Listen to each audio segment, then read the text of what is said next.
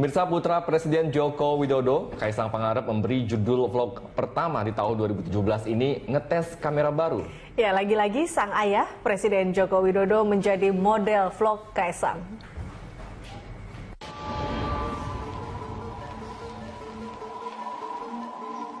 Presiden Joko Widodo minum air dari gelas.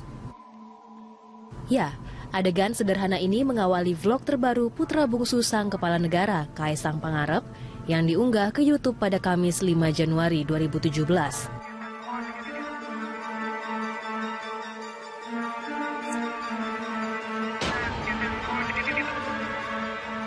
Jokowi rupanya sedang menjadi bahan uji coba Kaisang yang mencoba kemampuan kamera barunya. Hal ini sesuai dengan judul vlognya, ngetes kamera baru.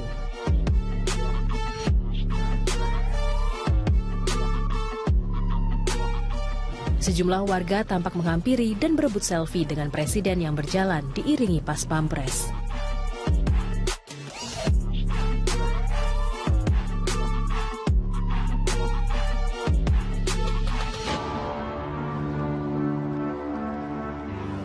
Di beberapa adegan berikutnya, Jokowi terlihat jogging sambil mengenakan jaket bomber hijau lumut.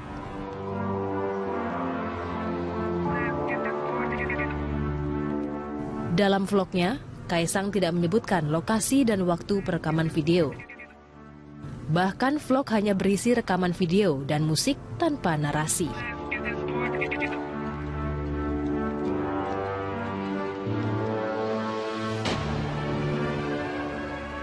Namun, keterangan dari Sekretariat Kabinet Republik Indonesia menyebutkan Jokowi memang sempat jogging berkeliling halaman Istana Kepresidenan Bogor, Jawa Barat pada Minggu siang 1 Januari lalu sekitar pukul 11.30 waktu Indonesia bagian Barat.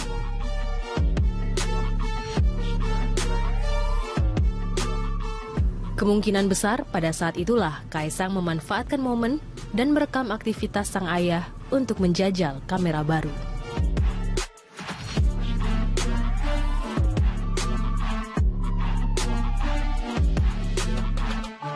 Ya, pemirsa, Presiden Joko Widodo selama ini dikenal sebagai salah satu sosok fenomenal yang sederhana. Sejumlah postingan foto dan video dirinya bahkan menjadi viral di media sosial, khususnya di Indonesia. Jokowi dikenal cukup aktif di dunia maya sejak masa kampanye Pilpres hingga kini sebagai presiden. Berikut sejumlah gaya Jokowi yang ramai bahkan menjadi viral di media sosial. Di sebuah vlog yang diunggah ke YouTube oleh Kaisang Pangarep pada Juli lalu, Jokowi tampak mengenakan kaos oblong. Jokowi tampak santai beradu panco dengan putra bungsunya. Di sela-sela adu panco, Jokowi memberikan petuah-petuah tentang kehidupan kepada putranya. Selanjutnya adalah jaket bomber. Jaket ini sudah sering digunakan Presiden Jokowi di beberapa kesempatan. Salah satunya yang membuat heboh netizen adalah saat Jokowi mengenakan jaket ini sambil jumpa pers terkait aksi damai 4 November lalu. Jaket bomber mendadak jadi item fashion yang banyak dicari orang. Gaya pakaian Jokowi bahkan turut disorot oleh sejumlah media internasional. Dengan santai, Jokowi menyebut itu jaket pinjaman dari anaknya.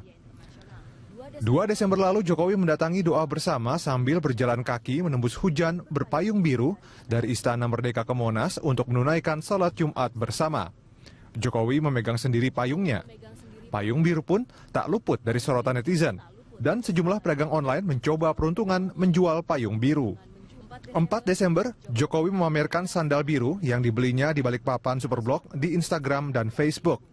Di caption, Jokowi menulis lumayan dapat diskon 50% dan tambahan 20%. Harga sandal dari Rp299.000 menjadi Rp119.000. Anda menyaksikan News Update, saya Andra Lesmana. Pemerintah Indonesia telah mengirimkan nota protes ke pemerintah Australia terkait kejadian pengibaran bendera bintang kejora. Pemerintah juga meminta agar pelaku segera ditangkap. Pengibaran bendera bintang kejora di Konsulat Jenderal Republik Indonesia di Melbourne membuat pemerintah meradang.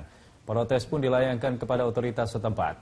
Menurut juru bicara Kementerian Luar Negeri Armananta Nasir, protes didasari alasan yang tepat, sebab otoritas negeri Kangguru seharusnya menjamin keamanan setiap perwakilan asing tanpa terkecuali. Kejadian pengibaran bendera bintang kejora berlangsung Jumat siang waktu setempat. Ketika itu kondisi kantor KJRI tidak begitu ramai karena sebagian besar staf KJRI sedang melakukan ibadah sholat Jumat.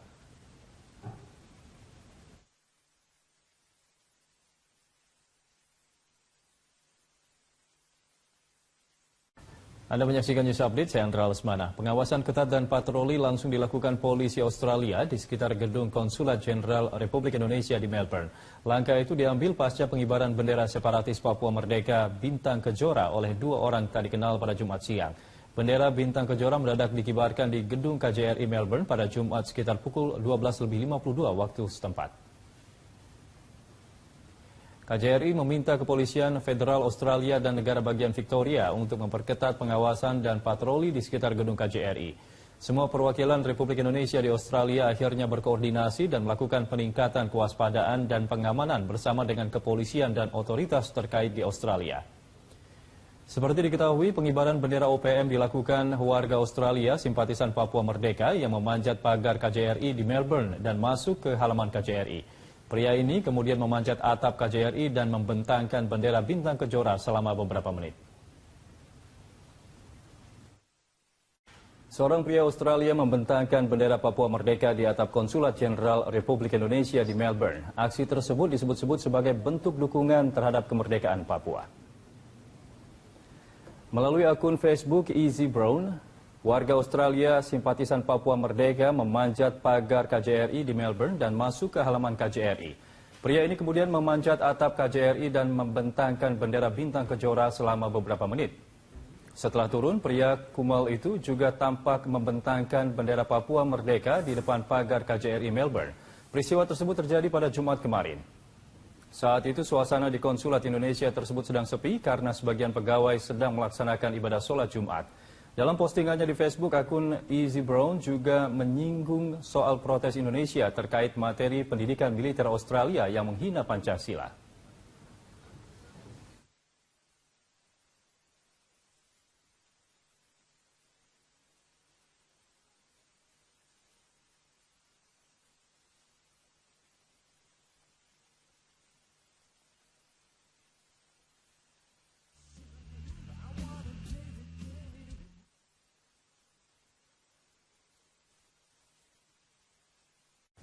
Ya, pemerintah Indonesia mengecam keras aksi yang dilakukan oleh simpatisan kelompok organisasi Papua Merdeka atau OPM yang melakukan penerobosan dan pengibaran bendera bintang kejora di gedung KJRI Melbourne pada Jumat kemarin. Saat ini kita telah tersambung dengan juru bicara Kementerian Luar Negeri Amananta Natsir. Selamat sore, Pak Amananta. Selamat sore. Ya, Pak Amananta, apa yang disampaikan kepada pemerintah Australia terhadap aksi warga mereka ini? Ya, pertama ya kita sampaikan bahwa kita sangat mengecam keras aksi kriminal yang terjadi kemarin di KJRI Melbourne. Kita juga sampaikan kepada pemerintah Australia melalui kedubes yang di sini maupun Kementerian Luar Negerinya yang di Australia bahwa pengamanan lokasi diplomatik dan konsulat itu merupakan tanggung jawab dari pemerintah Australia sebagai host country sesuai dengan konvensi Wina tahun 61 dan 63, sehingga kita mengingatkan lagi kepada mereka bahwa mereka memiliki tanggung jawab untuk terus meningkatkan dan menjaga properti konsulat kita. Dan kita juga meminta kepada pemerintah Australia untuk segera mengambil tindakan untuk melakukan investigasi dan menangkap pelakunya dan menghukumnya sesuai dengan aturan yang ada di sana. Karena ini purely ya, kita lihat bahwa ini hanya merupakan tindakan kriminal. Iya, sejauh ini apa yang sudah dilakukan oleh pihak Australia sendiri, Pak Amananta? Apakah memang sudah memproses pria tersebut? Investigasi untuk mencari yang pelakunya terus diupayakan oleh pemerintah Australia, dan tadi pagi Menteri Luar Negeri Ibu Retno Marsudi juga sudah berkomunikasi dengan Menlu Australia, Julie Bishop, dan Julie juga Menlu Australia juga menyampaikan komitmennya untuk meningkatkan keamanan bagi seluruh properti diplomatik kita dan konsulat kita di Australia, dan juga komitmennya untuk menangkap dan mencari dan menangkap pelakunya. Iya, Pak Armananta, melihat gambar atau visual yang kita tadi saksikan ini terlihat sekali pria tersebut cukup mudah untuk memasuki KJRI di Melbourne, Pak. Apakah memang pengamanannya sangat terbuka atau seperti apa, Pak? Jadi yang pertama yang dilakukan oleh pria ini adalah dia melakukan dua aksi kriminal ya. Pertama dia menerobos halaman pagar apartemen yang di sebelah KJRI kita, dan itu sudah merupakan suatu secure area, private area. Dan yang kedua dia memanjat pagar yang cukup tinggi, yang sesuai dengan aturan Australia saat itu adalah di kita itu ada sekitar temboknya sendiri, tembok KJRI itu sekitar 2,5 meter lebih gitu. Ya, pada saat itu pengamanan KJRI di mana, Pak, waktu itu, Pak? Pengamanan ini cukup ketat di sana. KJRI sendiri memiliki 9 CCTV di seluruh KJRI, termasuk 6 ada di luar, di depan menghadap ke pagar, menghadap ke tembok. Dan di sana juga ada concierge yang menjaga pintu gerbang KJRI. Dan ini kan karena mereka merobos dari samping yang melakukan sebenarnya sudah kita juga sudah sampaikan kepada apartemen sebelah dia untuk meningkatkan keamanannya karena bukti dari kemarin dengan mudah ada seorang yang bisa menerobos halaman apartemen. Ya, artinya ada kelalaian juga yang dilakukan oleh petugas KJRI, Pak? Petugas keamanan. Ini justru yang saya sampaikan bahwa tindakan kriminal dia, kesalahannya adalah di pihak apartemen karena dia bisa lolos dari itu kan sudah merupakan private area, ya. Jadi kita berbatasan langsung, tembok kita berbatasan langsung, seharusnya tidak ada yang bisa orang masuk ke memanjat pagar kita kecuali itu adalah orang apartemen. Jadi bukan salah satunya bukan kesalahan dari petugas keamanan kita, Pak, ya? Iya, karena itu dia yang bersangkutan menerobos halaman ke apartemen yang merupakan private area. Ya. Baik. Sehingga kalau itu orang apartemen lain harusnya orang apartemen yang bisa meloncat di situ. Tapi dari penyelidikan yang dilakukan oleh pihak Australia sendiri, apakah sudah diketahui, Pak, pelaku ini siapa begitu? Sedang dalam proses sekarang, Pak. Ada indikasi memang pendukung dari OPM, Pak? Itu sudah betul, karena ini merupakan tindakan kriminal. Siapapun yang mencoba memasuki halaman kita tanpa izin, itu adalah tindakan kriminal apapun yang dilakukan di sana. Walaupun jadi yang kita akan proses adalah tujuannya sekarang dia melakukan tindakan kriminal, dan itu yang akan kita proses. Terlepas dari pelaku ini adalah simpatisan dari OPM, Pak, ya? Siapapun pelakunya, Mas. Siapapun pelakunya. Karena tujuannya dia adalah tindakan kriminal di sini. Selain mengecam, tidak lain. Ya, Pak Armananta. Selain mengecam, apakah ada lagi tindakan dari pemerintah Indonesia ke pihak pemerintah Australia, Pak? Kita sudah di sini kita sudah melakukan protes malam. Dan Ibu Menlu juga sudah berbicara dengan Menlu Julie Bishop mengingatkan kembali tanggung jawab pemerintah Australia untuk mengamankan dan seluruh fasilitas diplomatik dan konsuler kita sesuai dengan konvensi Wina. Baik, Pak Armananta, terima kasih atas informasinya, Pak Armananta. Terima kasih. Ya, pemirsa, demikian tadi hubungan langsung dengan Pak Armananta terkait dengan menyusupnya salah satu simpatisan OPM di KJRI Australia, tepatnya di Melbourne. Presiden Joko Widodo merestui keputusan Panglima TNI Gatot Nurmantio memutuskan hubungan kerjasama dengan pihak militer Australia karena militer Australia dinilai telah melecehkan Pancasila. Presiden menyerahkan proses penyelesaian kasus ini kepada TNI. Presiden Joko Widodo mengaku telah menerima laporan langsung dari Panglima TNI mengenai insiden pelecehan Pancasila yang dilakukan Satuan Militer Australia saat menggelar latihan bersama. Presiden Jokowi meminta pihak Australia untuk menghormati dan menghargai serta tidak saling mengintervensi urusan internal negara masing-masing. Meski demikian, Presiden mengatakan hubungan Indonesia dengan Australia masih dalam kondisi baik. Presiden hanya menegaskan keputusan penghentian sementara kerjasama militer dengan Australia perlu dilakukan untuk menjaga nilai dan prinsip yang dimiliki Indonesia. Kita akan sepakat bisa saling menghormati, saling menghargai, dan tidak campur tangan urusan dalam negeri masing-masing. Kita sepakat. Dan saat ini masalah itu saya sudah perintahkan untuk ditangani pimpinan dan Panglima. Sementara itu Menteri Pertahanan Australia menyampaikan penyesalan atas insiden materi pengajaran yang menyinggung ideologi Indonesia. Masalah ini harus diselesaikan segera supaya tidak berdampak lebih jauh pada hubungan dua negara bertetangga. Indonesia dan Australia menjalin kerjasama bidang militer. Pada November 2016 lalu, militer Indonesia mempertanyakan sejumlah materi ajar dan esai di Campbell Barracks, Perth, Australia Barat. Menyusul keberatan Indonesia, Menteri Pertahanan Australia menyatakan semua materi sudah dihilangkan dan berharap hubungan kedua negara dapat segera pulih. The material has most certainly been removed.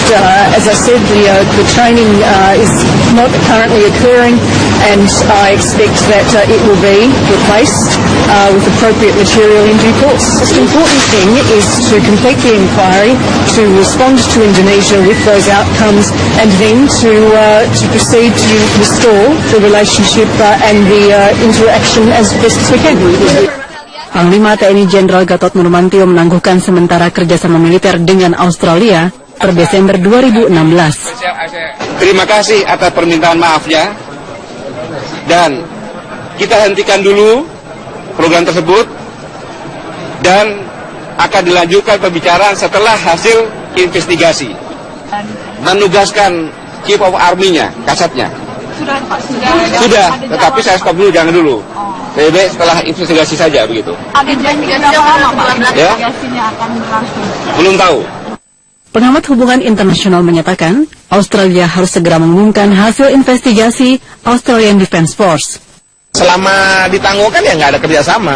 Apakah ini akan berdampak pada hubungan kedua negara? Ya pasti akan berdampak. Masyarakat sekarang sudah tahu. Masyarakat tentu di Indonesia tidak suka dengan apa yang dilakukan oleh pihak Australia begitu ya. Nah, tapi sekarang masalahnya bagaimana kecepatan dari pihak Australia untuk menyelesaikan masalah ini sehingga tidak berdampak lebih luas terhadap hubungan tidak hanya militer antar kedua negara, tetapi hubungan kedua negara. Saat pelatihan, instruktur Kopassus mempertanyakan sejumlah hal, di antaranya mengenai materi terkait pendiskreditan tokoh militer, penyebutan ideologi Pancasila, serta esai terkait Papua. Tim Liputan, Metro TV. Menteri Koordinator Politik Hukum dan HAM Wiranto memberikan klarifikasi terkait insiden penghentian sementara kerjasama militer Indonesia TNI dengan militer Australia atau Australian Defence Force atau ADF. Menko Polhukam Wiranto menegaskan tidak perlu ada yang dikhawatirkan dari insiden yang memicu pemutusan kerjasama militer Indonesia dengan Australia. Wiranto mengungkapkan secara garis besar hubungan Indonesia dan Australia masih cukup baik pasca insiden pelecehan lambang negara Indonesia oleh militer Australia. Terkait insiden tersebut, TNI hanya menghentikan kerjasama latihan bahasa bersama, bukan pemutusan kerjasama militer kedua negara. Pemutusan kerjasama latihan bahasa bersama bersifat sementara. Wiranto memastikan pihak Australia telah memberikan sanksi bagi oknum-oknum yang melecehkan Pancasila. Wiranto meminta agar masyarakat tidak terprovokasi dengan insiden ini karena penanganan kasus ini telah ditempuh oleh kedua belah pihak, baik militer TNI maupun militer Australia secara dingin. Yang pertama, setelah itu memang terjadi sedikit insiden yang menyinggung martabat kita sebagai bangsa. Itu terjadi bulan November tahun 2016 yang lalu. Ya, jadi Panglima TNI kemudian melakukan langkah-langkah sementara dihentikan kerjasama pelatihan bahasa itu, bukan menghentikan kerjasama pertahanan, bukan. Jadi sangat jauh bedanya. Pemirsa, hubungan Indonesia-Australia sering mengalami pasang surut dari isu militer hingga persoalan politik dan juga diplomasi. Kendati demikian, panas dingin yang muncul belakangan ini tidak mengubah kebijakan hubungan bilateral Indonesia-Australia. Pemerintah melalui Kementerian Luar Negeri menegaskan pemutusan hubungan militer dengan Australia masih akan dikaji. Kementerian Luar Negeri memastikan pemutusan hubungan militer tidak akan berpengaruh terhadap hubungan bilateral kedua negara. Sementara itu, anggota Komisi 1 DPR Supyadin Aris Saputra mendukung keputusan Panglima TNI menghentikan kerjasama militer dengan Australia. Namun meski demikian, keputusan tersebut hanya bersifat sementara dan tidak akan mengganggu hubungan bilateral kedua negara. Keputusan Panglima TNI itu untuk menghentikan sementara ya kerjasama militer dengan Australia, saya kira ini menurut saya langkah yang tepat. Mengapa? Karena berkali-kali Australia itu sering mengecewakan kita. Ya. Sering berkali-kali mengecewakan kita. Oleh karena itu ini makanya dilakukan penghentian sementara. Jadi sifatnya sementara sambil menunggu klarifikasi. Ketegangan hubungan kedua negara tak hanya kali ini terjadi. Sebelumnya, di tahun 2015, Indonesia pernah menyesalkan sikap militer Australia dan Amerika Serikat yang mencurigai kemenangan telak prajurit TNI di ajang menembak Australian Army Skill at Arms Meeting. Australia sempat meminta senjata SS-2V4 dan pistol G2 buatan Pindad dibongkar, namun ditolak oleh Indonesia. Di tahun yang sama, Australia pernah mengancam akan menghentikan kerjasama militer dengan Indonesia, termasuk menghentikan bantuan hibah pesawat Hercules. Ancaman ini dikeluarkan setelah Australia marah dengan keputusan pemerintah Indonesia yang mengeksekusi mati terpidana narkoba asal Australia, Miuran Sukamaran dan Andrew Chan pada bulan Mei 2015. Pemerintah Australia bahkan sempat memulangkan duta besar mereka di Jakarta. Di tahun 2013, hubungan Indonesia-Australia juga mengalami ketegangan akibat aksi penyadapan yang dilakukan Australia terhadap sejumlah pejabat Indonesia. Termasuk diantaranya terungkapnya skandal penyadapan dan peretasan terhadap telepon Presiden Indonesia saat itu, Susilo Bambang Yudhoyono, yang dilakukan intelijen Australia pada tahun 2009. Dan ini hubungan kedua negara baru mulai mencair setelah ditandatanganinya Code of Conduct di Bali pada tahun 2014. Meski hubungan kedua negara sempat memanas akibat isu sensitif, Indonesia dan Australia juga memiliki hubungan relatif baik di sejumlah bidang, seperti penyusunan kerjasama pertahanan dan penanganan terorisme. Dari Jakarta, Tim Liputan Metro TV. Pemirsa Metro hari ini akan kami lanjutkan usai jeda berikut. Indonesia Australia juga sempat memanas akibat isu imigran. Aparat Australia diduga menyuap kru kapal yang membawa 65 pencari suaka asal Bangladesh, Myanmar, dan Sri Lanka yang sedang dalam perjalanan menuju Selandia Baru agar kembali ke perairan Indonesia. Di tahun yang sama, Australia pernah mengancam akan menghentikan kerjasama militer dengan Indonesia, termasuk menghentikan bantuan hibah pesawat Hercules. Ancaman ini dikeluarkan setelah Australia marah dengan keputusan pemerintah Indonesia yang mengeksekusi mati terpidana narkoba asal Australia, Miuran Sukamaran dan Andrew Chan pada bulan Mei 2015. Pemerintah Australia bahkan sempat memulangkan duta besar mereka di Jakarta. Di tahun 2013, hubungan Indonesia-Australia juga mengalami ketegangan akibat aksi penyadapan yang dilakukan Australia terhadap sejumlah pejabat Indonesia. Termasuk diantaranya terungkap skandal penyadapan dan peretasan terhadap telepon Presiden Indonesia saat itu, Susilo Bambang Yudhoyono, yang dilakukan intelijen Australia pada tahun 2009. Akibat kejadian ini, hubungan kedua negara baru mulai mencair setelah ditandatanganinya Code of Conduct di Bali pada tahun 2014. Meski hubungan kedua negara sempat memanas akibat isu sensitif, Indonesia dan Australia juga memiliki hubungan relatif baik di sejumlah bidang, seperti penyusunan kerjasama pertahanan dan penanganan terorisme. Tim Liputan Metro TV. Menteri Pertahanan Ramiza Triakudu justru meminta pemutusan hubungan kerjasama militer agar ditunda karena pemerintah Australia telah meminta maaf kepada pemerintah Indonesia. Kita yang penting Indonesia penting jaga hubungan baik antar negara. Jangan gara-gara cuma coro-coro nggak jelas itu hubungan negara tidak bagus ya. Ya, para menteri sudah ke presiden segala macam saya baik sekali. Dan gara-gara orang yang nggak jelas itu jadi kita tidak bagus ya. Nah, itu harus kita perhatikan lah ya, kemana-mana kita perlu kawan. Menko Polhukam mengeluarkan pernyataan resmi terkait pemutusan sementara kerjasama militer antara Indonesia dan Australia. Penghentian hanya bersifat sementara, terutama terkait kegiatan program pelatihan bahasa di Satuan Khusus Australia. Kebijakan ini bukan pemutusan kerjasama pertahanan secara menyeluruh. Keputusan ini tidak akan mempengaruhi hubungan bilateral antara kedua negara. Ya, sementara itu pemerintah Australia melalui Menteri Pertahanan langsung merespon langkah Indonesia.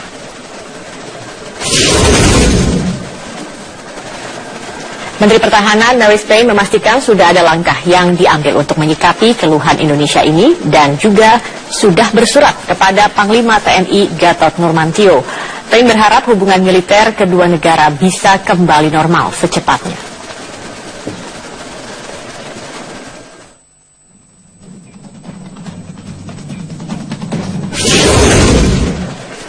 Sejumlah media lokal Australia juga mengekspos berita tentang pemutusan sementara kerjasama pelatihan militer antara TNI dengan Australia. Untuk mengetahui sejauh mana publik Australia menyoroti berita ini, sudah ada koresponden kami di Australia, Hendarto Darudoyo di Melbourne. Ya, selamat malam Mas Hendarto. Selamat malam, Mbak. Baik. Mas, sejauh dari pengamatan Anda terkait dengan kasus ini, seperti apa sorotan media massa di sana? Ya, hari ini mulai kita lihat banyak berita, ada beberapa yang masuk headline di koran-koran nasional Australia menyorot mengenai hubungan militer Indonesia-Australia yang sempat dihentikan.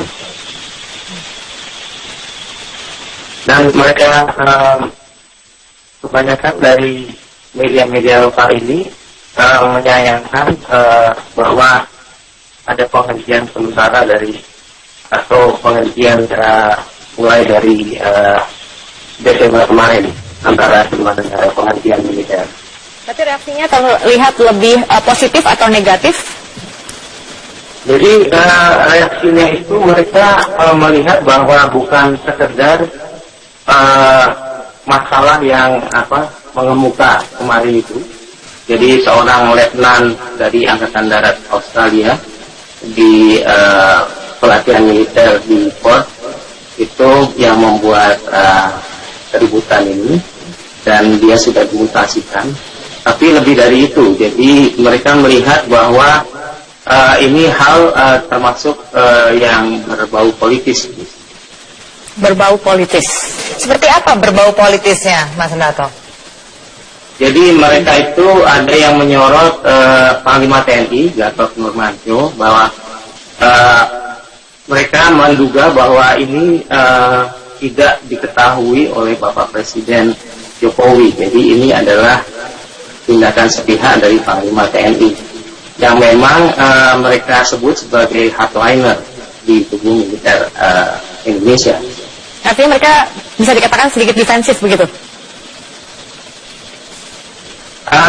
Iya, mereka itu merasa bahwa persoalan ini tidak perlu dibesar-besarkan, kecuali memang dari pihak Indonesia itu ada agenda tersendiri dengan antara lain kehadiran personil-personil tentara Amerika yang mulai berbasis di Australia, dan juga ada kepentingan akan sumber-sumber daya mineral di Papua gitu. Dan bagaimana reaksi dari publik sendiri? Apakah mereka menuntut misalnya agar pemerintah Australia itu meminta maaf, atau justru sebaliknya, atau mungkin media juga menekan pemerintah Australia untuk bersikap tegas dengan Indonesia? Seperti apa sikap publik sendiri, sikap yang diwakili oleh media lokal di sana? Jadi mereka itu menurut ada pakar dari Deakin University, Profesor Damien Kingsbury, itu melihat bahwa ada sebenarnya kalau dia melihat itu baik kedua pihak itu tidak sama-sama tidak membutuhkan sebenarnya. Tapi ada juga dari NU, dari Universitas Nasional Australia, Gregory, yang melihat bahwa terlalu berlebihan reaksi Indonesia. Sedangkan media di sini ada yang menyoroti bahwa sebenarnya persoalannya itu adalah sudah lebih dari sekedar itu. Jadi mereka melihat bahwa persoalan ini itu bukan dari ulah yang dilakukan oleh tentara Australia. Oke, sikap publik ini sedikit berbeda dengan pemerintah Australia sendiri yang mengatakan sudah meminta maaf dan akan melakukan penyelidikan atau investigasi. Apakah sudah Anda ketahui juga investigasi atau penyelidikan ini kapan akan dimulai? Ya, jadi mereka itu sudah pertama memutasikan personil yang yang diduga bertanggung jawab itu seorang letnan angkatan darat di Perth, di pelatihan bahasa untuk militer di Perth. Nah, selain itu kalau tidak salah juga telah menghubungi mereka, jadi Kepala Staf Angkatan Bersenjata Australia itu Mark Miskin sudah menghubungi langsung pihak petinggi militer Indonesia, dan Menteri Pertahanan juga sudah meminta untuk ini diteruskan. Jadi menurut mereka dalam pandangan petinggi-petinggi Australia, yang dihentikan itu hanya beberapa dari sejumlah kerjasama militer antara Indonesia dan Australia. Jadi mereka optimis untuk tetap dapat melanjutkan kerjasama ini. Dan ada yang memandang bahwa sebetulnya ada kerugiannya bagi Australia karena ada kerjasama mengenai kontraterorisme dan perlindungan perbatasan. Dan kedua hal ini di masa Perdana Menteri Malcolm Turnbull itu yang sangat diperhatikan, dan Perdana Menteri Malcolm Turnbull inilah yang berupaya terus selama ketegangan sebelum ini untuk kembali memulihkan hubungan antara kedua negara yang sempat bergejolak.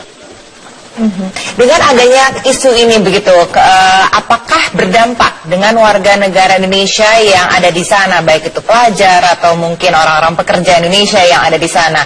Akankah ini ada sentimen lagi terhadap orang Indonesia di Australia? Sejauh yang saya amati ini tidak ada. Jadi ada beberapa segmen dari masyarakat di sini yang memang sudah mempunyai pandangan yang kurang baik mengenai Indonesia. Tapi isu yang terakhir ini saya lihat belum ada yang sampai berdampak sejauh itu. Jadi di kita itu kadang-kadang yang ada adalah pembicaraan atau diskusi di media sosial seperti Facebook, termasuk oleh orang-orang Australia di sini. Dan bahkan ada yang berkelakar bahwa ini memang ulahnya orang bule-bule Australia gitu. Kalau mereka bercanda, kadang-kadang sudah berlebihan. Ya, artinya tidak berpengaruh begitu ya untuk warga negara Indonesia yang sedang belajar maupun juga bekerja di sana. Kemudian juga sikap resmi dari Angkatan Militer Australia sendiri terkait dengan kasus ini seperti apa? Ya, jadi seperti yang telah saya kemukakan tadi, Kepala Angkatan Bersenjata di sini sudah langsung menghubungi Panglima TNI, dan juga Menteri Pertahanan sudah bertemu atau berhubungan dengan Menko Polhukam di Indonesia. Jadi mereka itu sudah berupaya untuk terus melanjutkan hubungan militer atau kerjasama militer antara kedua negara. Jadi mereka sangat menyayangkan apabila ini tidak dilanjutkan. Itu dari sikap pemerintah Australia. Jadi mereka punya komitmen tinggi untuk tetap melanjutkan kerjasama militer antara kedua negara. Hanya di media-media lokal mereka seperti kita ketahui, mereka biasanya memberikan suatu opini atau juga komentar yang sebenarnya itu tidak membantu dari pihak Australia karena akan lebih memperujing suasana. Dan juga ada pendapat-pendapat dari pakar di sini yang kurang juga sesuai. Baik. Terima kasih Mas Hendrasto Darudoyo, koresponden Metro TV di Australia. Terima kasih telah bergabung bersama kami di Prime Time News.